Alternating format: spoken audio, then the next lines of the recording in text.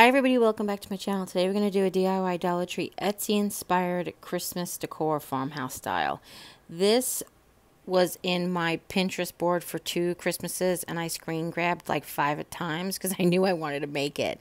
I knew I could make it. So we're going to use this round ornament decor from the Dollar Tree. If you haven't gotten that, you can get any round piece of wood. This ribbon, the one on the left, is from the Dollar Tree. It's a burlap with white polka dots. The one on the right is a ticking from Walmart. And then this particular sprig is from Walmart. It's got cotton on it. I've just not been fortunate enough to find cotton sprigs at the Dollar Tree. I know a lot of you have, so you can go ahead and use them. And then of course we're going to need some white paint, black paint if you want to do a gray and white or whatever color gingham you want to make. Of course you're going to need your gluing device as well as your cutting device. So what first we're going to do is we're going to remove this. Now, we've done lots of tutorials redoing these signs. We've removed the stickers from the front with water and scraping. We've peeled them off, all these different things. But you know what? This one is just a circle. I'm going to flip it over and just paint the other side. Nothing fancy. I've just removed that little like hanger by bending the wires, and then it just kind of slips through the hole, and we're going to put that back on just because we can later. But if you don't find this particular ornament, you don't really need that, because what you're basically going to be covering that anyway with the bows and the florals. Okay, so it's still going to look like an ornament or a round wreath or however you want to think it looks like.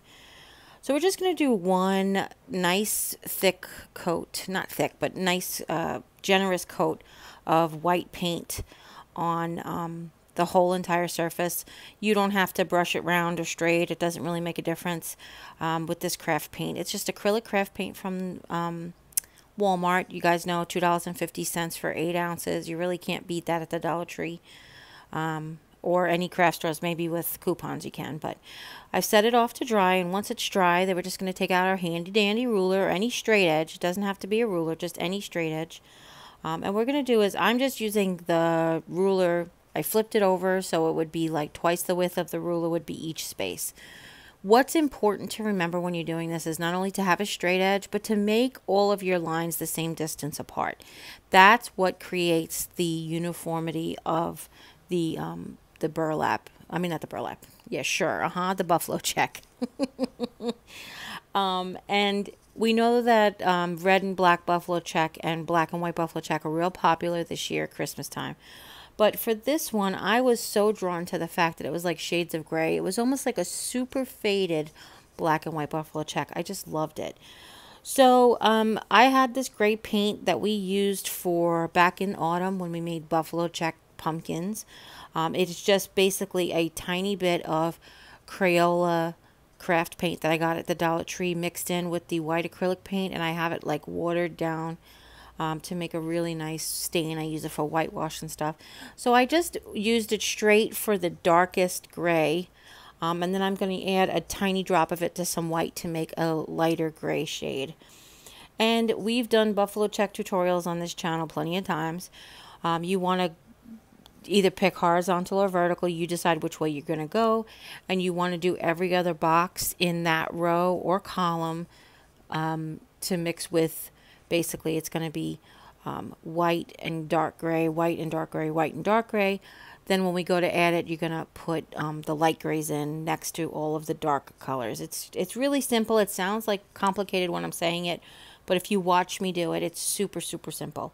So I just made sure that I picked the column, and I went every other one down there. Then I'm going to skip a whole column, and then I'm going to repeat every other one, making sure that the colored squares are adjacent in the rows to the next colored square.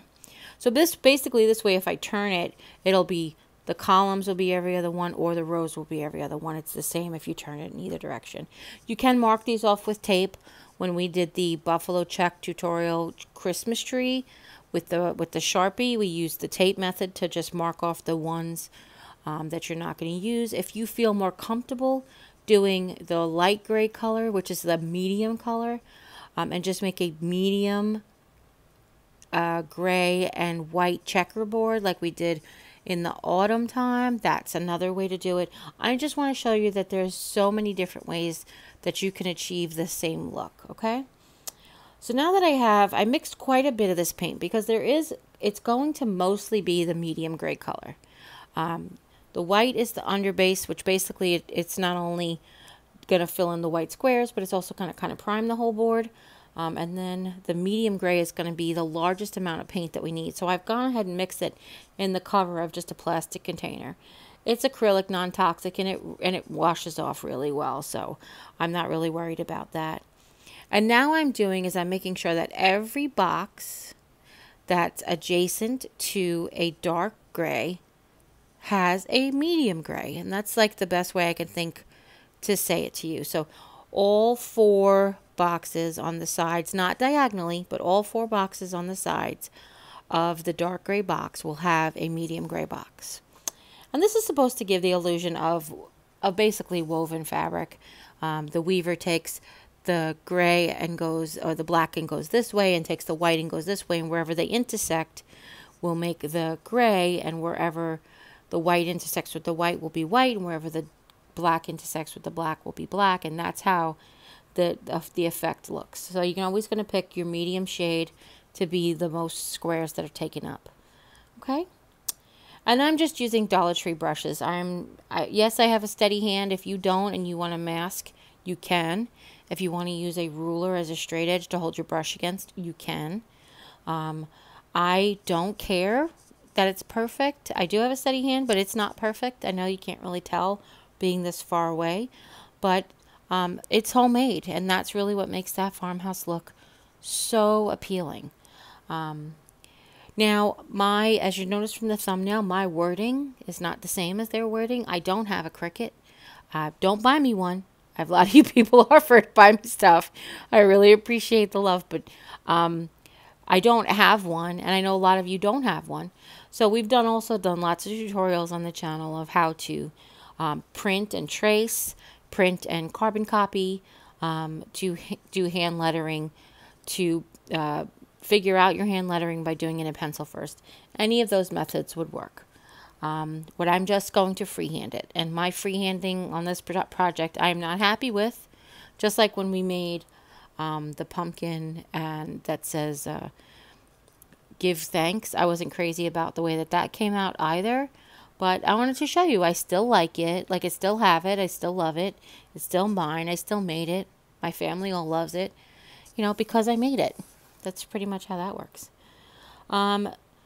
So if you're not good at the letter spacing, you want to plot it out first. You want to print it and copy it. You can do any of those things. I also did a little design change.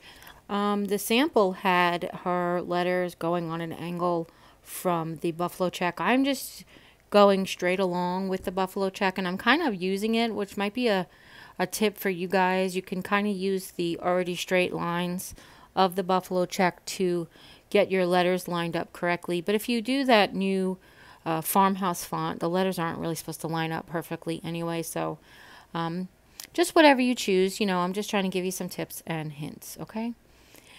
Now, one of the things that I did was I started to draw my M, as you saw, and then I realized that I have to make sure Christmas fits there. So before I put the whole word Merry down, I wanted to make sure Christmas fits properly, in case I did have to go ahead and angle it up or something. So even though you would normally write the top word first, you can work backwards. And I'm going to show you a simple artist's trick to not worry about getting your arm in the part that you've already painted. And I am just freehanding this, as you see, and I think I'm doing excuse my expression, a piss poor job, but that's just me being my own worst critic sometimes.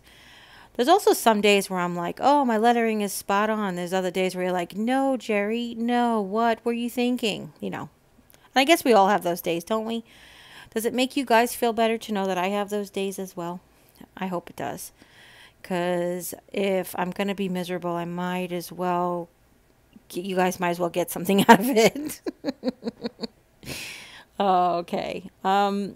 So again, I'm just picking this random script that I've made, sort of a calligraphy type thing where I've made some of the diagonal downstrokes wider. So that's just how I was doing it. You guys could copy something directly from an inspiration piece if you have it.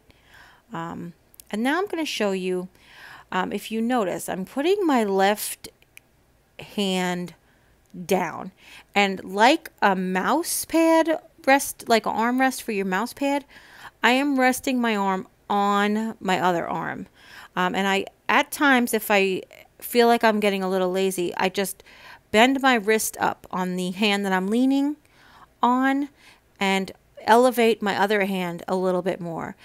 You might have seen artists do this with paintbrushes. It's a very common technique where you actually put the end of a paintbrush onto the canvas and use it to hold your hand away from the canvas. But this I'm just doing with my arm because this isn't a stand-up surface. This is a flat surface. Okay? And you can see I just roughly painted the words real quick, and now I'm going back and I'm just want to show you a quick technique. Like, you see how my R's weren't even, but if I'm going to go ahead and I'm going to thicken some of the letters, I can decide to move some of the angles, or actually like adjust some of the angles and adjust the thickness so I can make them more even, make them more uniform if I want to. Just a tip, okay? And now I'm just freehanding. I'm doing whatever. Nothing looks good. Doing it all. Fixing it. Don't know what I'm doing. It really just felt like, Jerry, you should have stopped 5 minutes ago. But that being said, it is what it is. I put it off to the side to dry, and we're going to work on the bow. Now, guys, I am telling you, this day was a hit or miss sort of crafty day. I did 5 projects, and this one was the one that gave me the most trouble.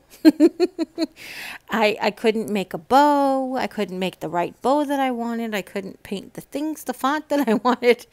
Oh, but at least the buffalo check came out good. So this particular bow, and I really was trying to match the sample. She had a beige with white polka dots and and as well as a ticking. Hers were a lot wider, and I don't know exactly what size the piece was that she was working on either. But I had these 2 ribbons. Obviously, the one with the polka dots is from the Dollar Tree. I keep wanting to call it gingham. Smack me. The ticking, the mattress ticking one, was actually on 50% off clearance last year at Walmart. So I think it was even like $1.20 or something.